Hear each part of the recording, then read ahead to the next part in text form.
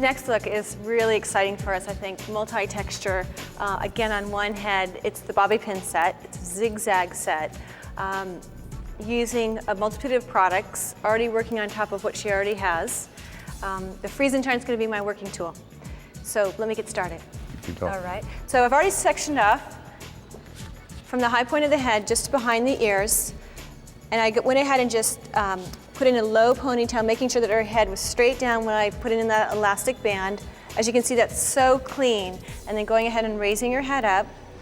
I've taken a brick lay part. I'm going to take a square parting.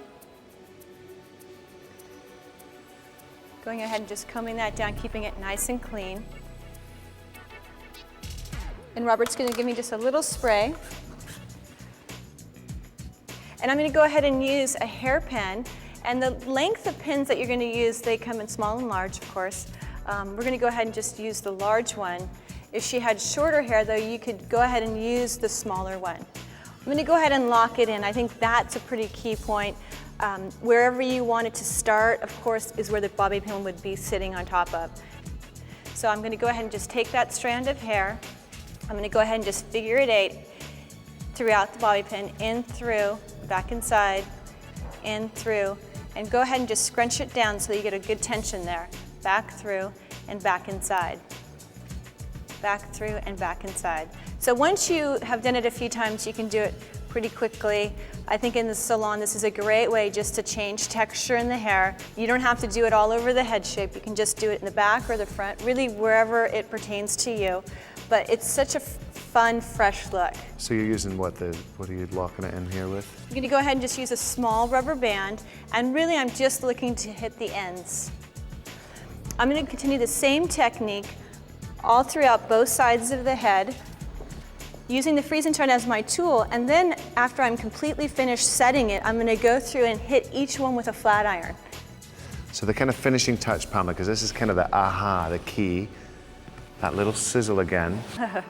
As you can see, I used the freeze and shine is my working tool for this particular look. We use the freeze and shine during the wrap and then after the wrap. Hitting it with a flat iron, and like Robert said, that pop and sizzle tells you when it's done. So just a key point when you're flat ironing is try to avoid the rubber band. So I'm going to go ahead and just start from the bottom, releasing them. And I know what the end result is and what I really want to accomplish, so I'm going to be really delicate as I take out the hairpins so that I want to see a lot of movement within the design. I'm just going to go ahead and release the rubber band, just sliding it off the end, and then going ahead and releasing it from the top.